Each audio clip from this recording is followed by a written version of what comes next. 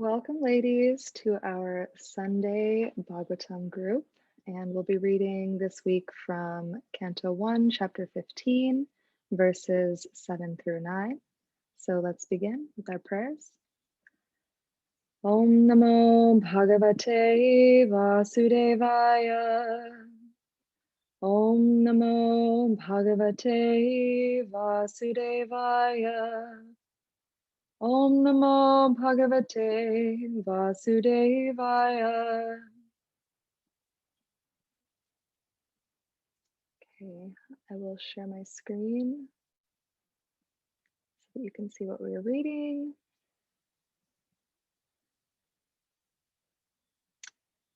Can everyone see the screen?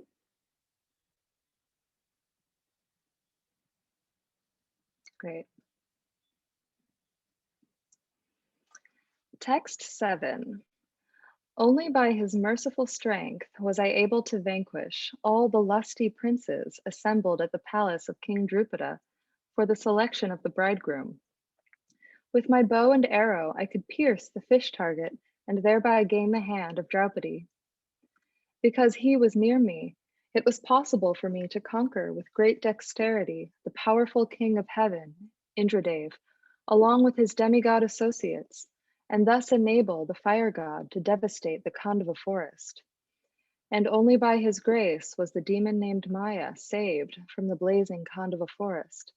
And thus we could build our assembly house of wonderful architectural workmanship, where all the princes assembled during the performance of Rājasūya-yajña and paid you tributes.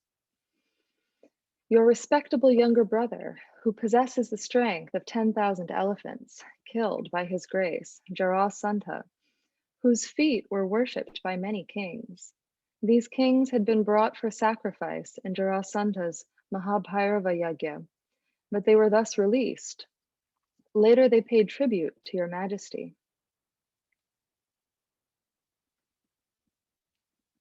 So we'll focus on text 8 today. I'll read the Sanskrit, the translation again, and the purport. Yat sanidhava hamukhandava magnayedam indrang chasama raganang tarasa vijitya labdha sabha maya kritadbhuta shilpa maya digbhyo harannarpatayo balimadvarete. Translation. Because he was near me, it was possible for me to conquer with great dexterity the powerful king of heaven, Indradeva, along with his demigod associates, and thus enable the fire god to devastate the Khāṇḍava Forest. And only by his grace was the demon named Maya saved from the blazing Khāṇḍava Forest. And thus we could build our assembly house of wonderful architectural workmanship, where all the princes assembled during the performance of Rājasūya-yajña and paid you tributes. Purport by His Divine Grace, A.C. Bhaktivedanta Swami Srila Prabhupada. The demon Maya Danava was an inhabitant of the forest Khāṇḍava, and when the Khāṇḍava forest was set on fire, he asked protection from Arjuna. Arjuna saved his life, and as a result of this, the demon felt obliged. He reciprocated by building a wonderful assembly house for the Pandavas, which attracted the extraordinary attention of all state princes. They felt the supernatural power of the Pandavas, and thus without grudge, all of them submitted and paid tributes to the emperor. The demons possess wonderful and supernatural powers to create material wonders, but they are always disturbing elements of the society. The modern demons are the harmful material scientists who create some material wonders for disturbance in the society. For example, the creation of nuclear weapons has caused some panic in human society. Maya was also a materialist like that, and he knew the art of creating such wonderful things.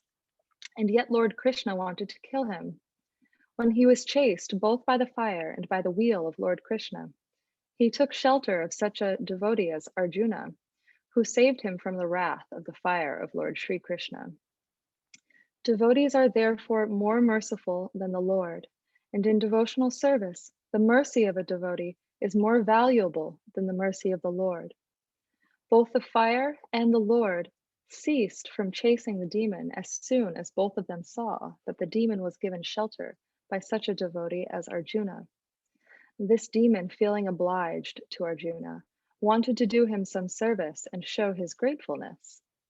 But Arjuna declined to accept anything from him in exchange. Lord Sri Krishna, however, being pleased with Maya for his taking shelter of a devotee, asked him to render service unto King Yudhishthir by building a wonderful assembly house.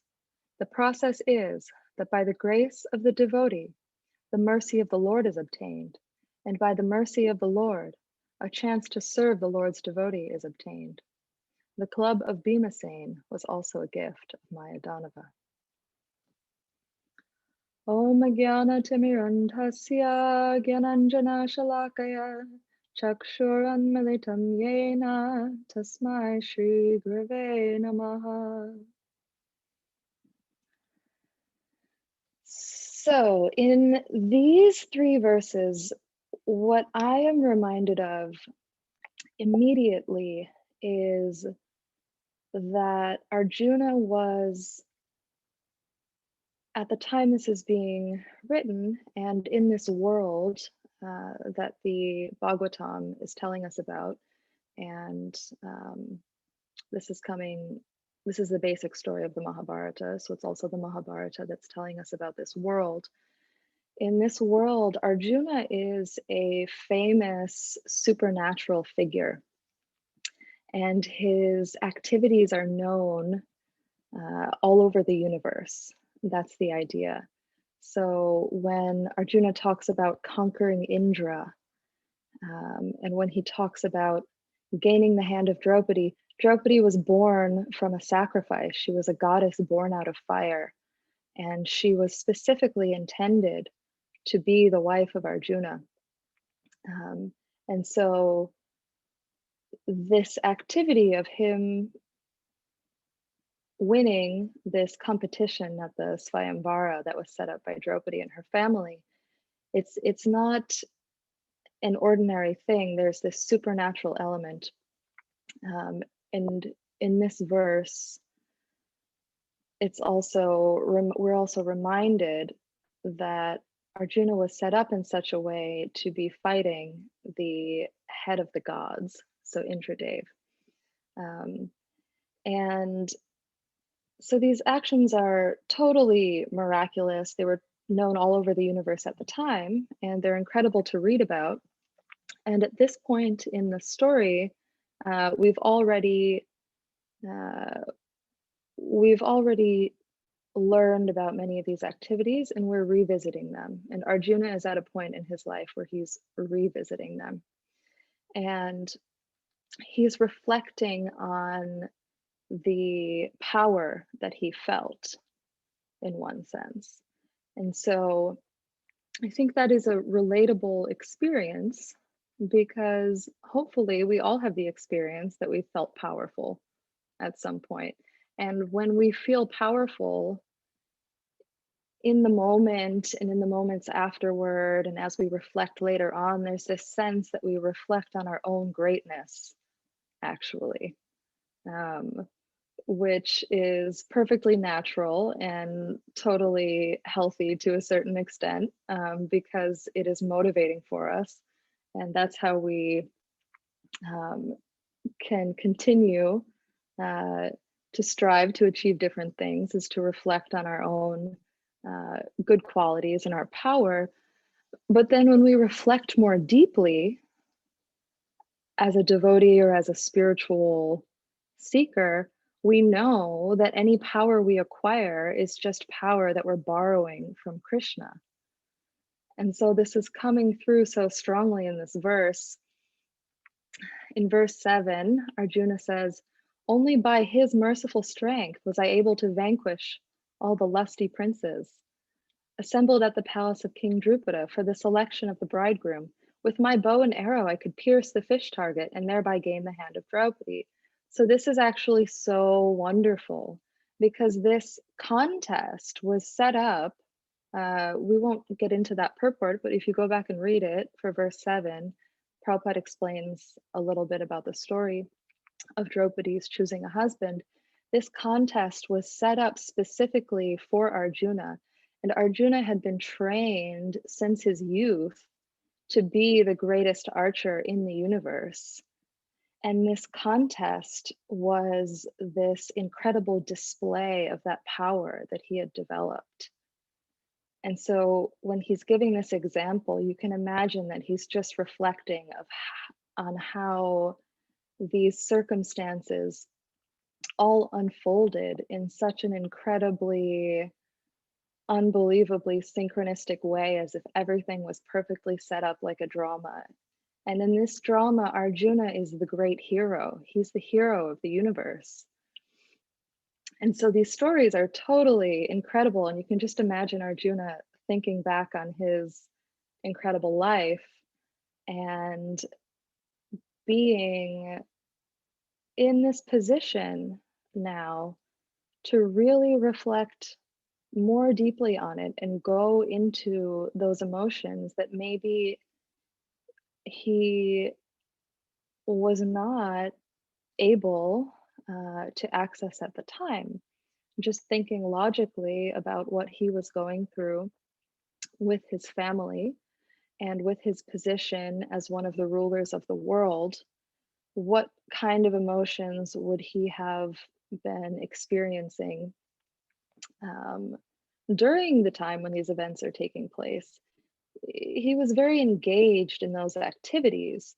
And so you can imagine, because he's a pure devotee and best friend of Krishna, that there's this spiritual ecstasy at all times. But we know from reading Bhagavatam that spiritual ecstasy manifests with different flavors or different rasas, different emotions, basically. And so these verses, this section of the Bhagavatam, where Arjuna is lamenting, he's able to access and to share with Yudhisthira and share with us this deeper unfolding of emotion. It's really incredible as he can reflect on how profound his experience with Krishna was and how grateful he is. And these experiences he's reflecting on are the stories of the time he spent with Krishna, actually, when Krishna came down to this world. And so Krishna as the avatara, avatara means downward crossing. So Krishna comes down, and like he tells us in Bhagavad Gita 4:8, Parichranaya sadhunam. So Krishna comes down to deliver the good elements of society, to correct the evil elements of society, to reestablish dharma. And in order to do this, he performs all kinds of activities and basically choreographs this entire drama. And Krishna's drama is filled with these awe-inspiring, magnificent activities. And what all of these activities display are these intimate and often intricate exchanges of love. And so we find that in the end of this purport by Prabhupada, verse 8, Prabhupada says, this demon, so he's talking about the story of the demon Maya building the palace for the Pandavas. And actually, I have an excerpt from Mahabharata talking about that palace. So maybe I'll just read that quickly, just because it's fun to kind of reflect on what's in that original text. Because we hear about the Pandavas palace and it's like, oh, they had this magic palace. And it's like, cool, it was really magical, but the description is kind of nice. So this is from Mahabharata, and I'll send you the link later so you can look at it. The Asura constructed therewith a peerless palace, which was of great beauty and of celestial make, composed entirely of gems and precious stones, and celebrated throughout the three worlds. Not bad. He gave unto Bhimasena that best of clubs, and unto Arjuna the most excellent conch shell, at whose sound all creatures trembled in awe. And the palace that Maya built consisted of columns of gold, and occupied, O monarch, an area of 5,000 cubits. The palace, possessing an exceedingly beautiful form, like unto that of Agni or Surya or Soma, so that's the fire, the sun, or the moon, shone in great splendor, and by its brilliance seemed to darken even the bright rays of the sun. And with the effulgence it exhibited, which was a mixture of both celestial and terrestrial light, it looked as if it was on fire. Like unto a mass of new clouds conspicuous in the sky, the palace rose up, coming into view of all. Indeed, the palace that the dexterous Maya built was so wide, delightful, and refreshing, and composed of such excellent materials, furnished with such golden walls and archways, and adorned with so many varied pictures, and was withal so rich and well built that in beauty it far surpassed Sudharma of the Dasarha race, or the mansion of Brahma himself. And then it goes on and on, actually, but we'll stop there. So that's an incredible description of this palace. And what we see is that this palace is actually used as part, it's used to facilitate exchanges between different characters in this drama. And of course, the idea is that this is the history of how Krishna and his closest friends came to save the world from this Asura invasion, or a time where great evil was taking over the earth. This is kind of the cosmic drama that's happening. And within this, so many different activities are taking place. And so this palace is basically used as a tool of exchange. And you can see Prabhupada at the end of the purport of verse 8, he says, this demon, feeling obliged to Arjuna, wanted to do him some service to show his gratefulness. And you can see how all the characters are interacting here. But Arjuna declined to accept anything from him in exchange.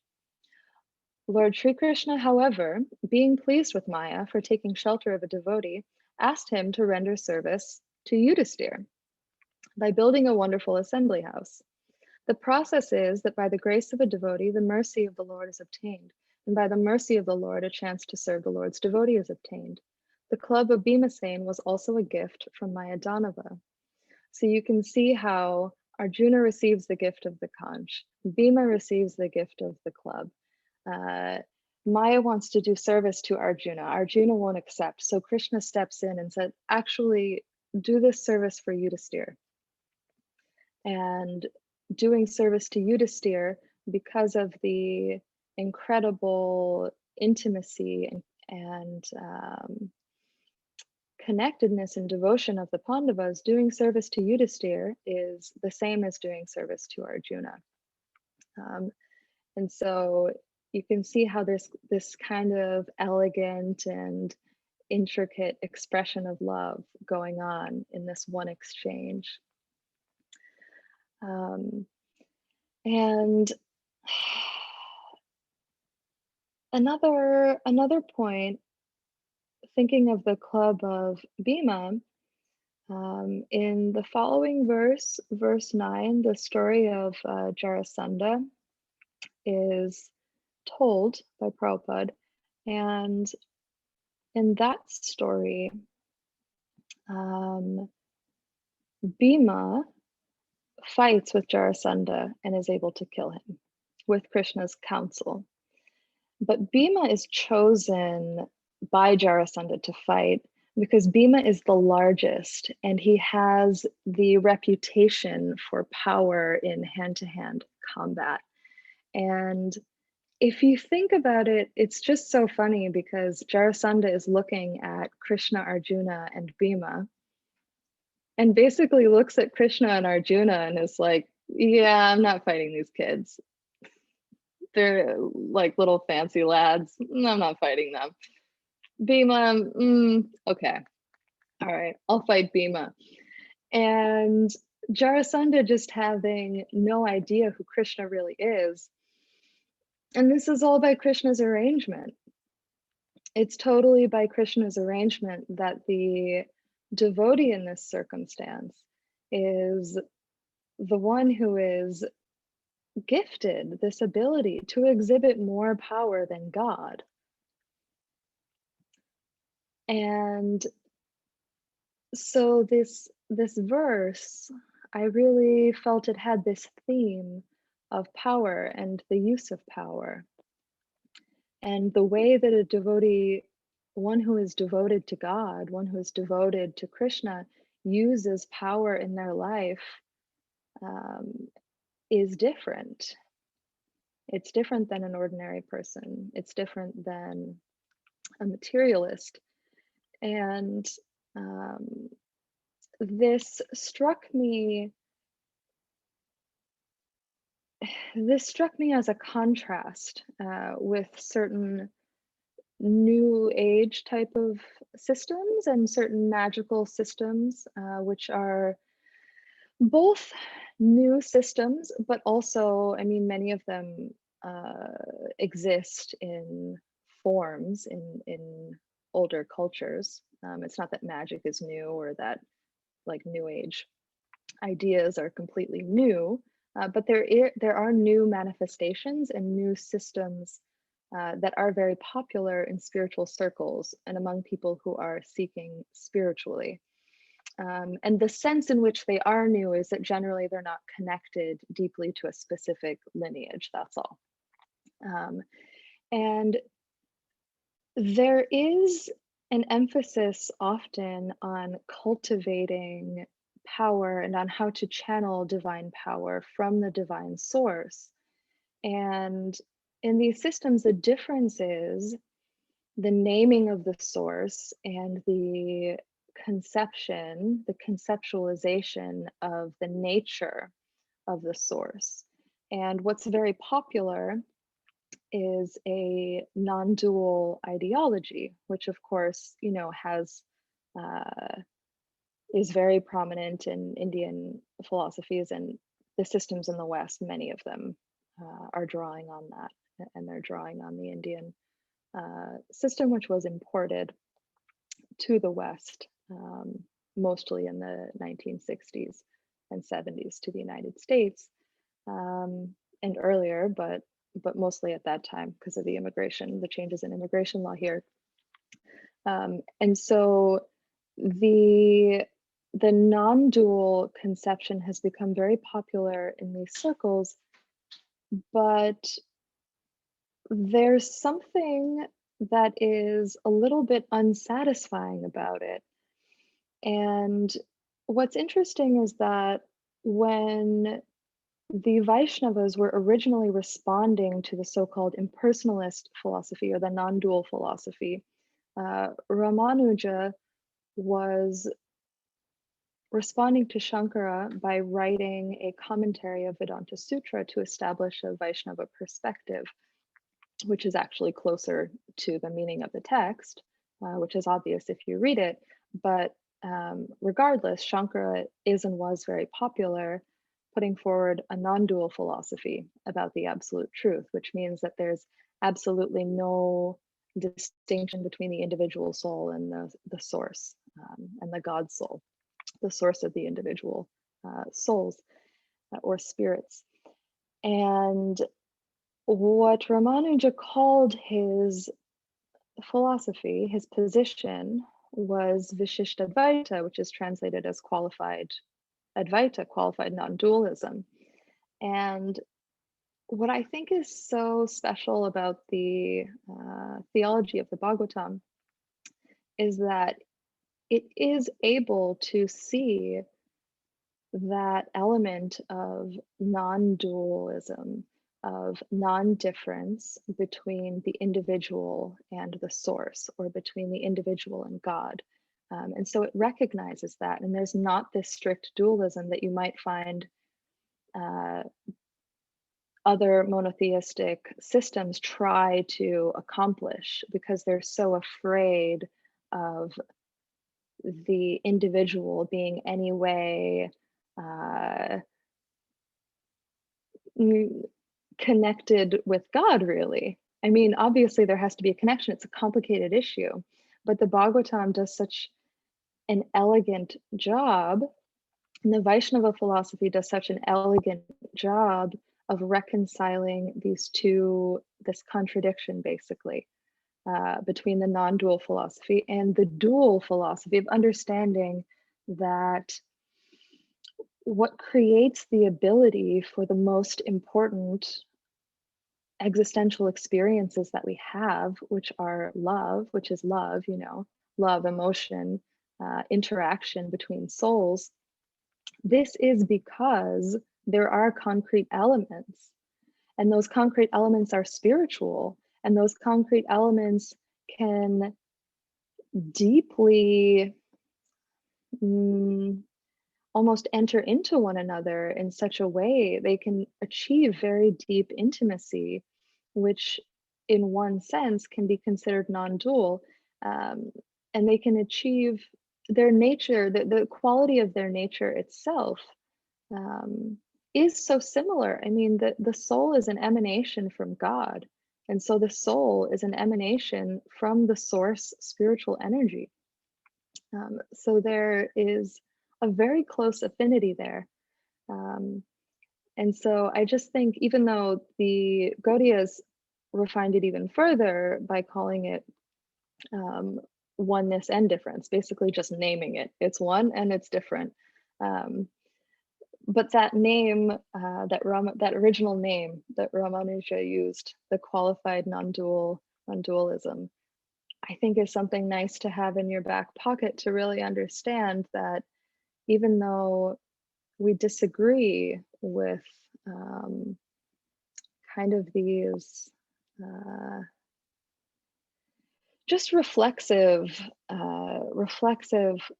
attempts to dismiss the traditional ideas about personal God and monotheism and all of that, we don't want to be so permissive of that, because yeah, I mean, that is misleading, and a lot of that comes from just cultural factors, of people feeling like spiritually that they will be brought down into a kind of nihilistic fire and brimstone uh, theology if they worship a personal God in a monotheistic fashion. But what we find with the Bhagavatam is that that's not true. And the fact is, anyone in a new age or similar kind of on a similar kind of path is generally trying to access bhakti, and is really trying to seek that, because it's the most natural thing in the universe. The most innate tendency we have is to love and to live eternally. Um, and that is available at the level of the soul.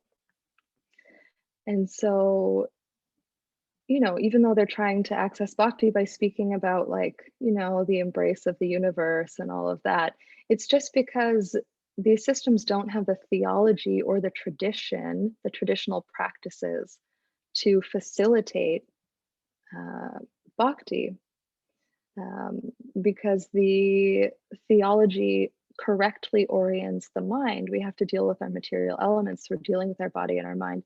The theology correctly orients the mind, and the practices that we've inherited, they orient the body essentially toward our spiritual goal. And so that's why, even though there can be elements of tradition that need to be adjusted, we generally are grateful to tradition, because that's what we've received as these practices of great people who came before us on this path. And that personal element, um, is kind of part of the theme, that I've been trying to develop in response to Prabhupada's purport here, of Arjuna remembering how all of these wonderful activities went on, how this drama unfolded, the drama that was full of people and full of loving exchanges, and was full of beauty and intimacy and uh, absolute wonder. So I think I'll stop here. We're a little bit over time, and I'll leave you with a few questions so we can reflect on those in our discussion. And if you're watching later, maybe you can write in your journal or something. The questions are: when do I feel powerful? When have I experienced deep intimacy? And how do I experience power and or intimacy in my practice of bhakti? All right, thank you. Hare Krishna.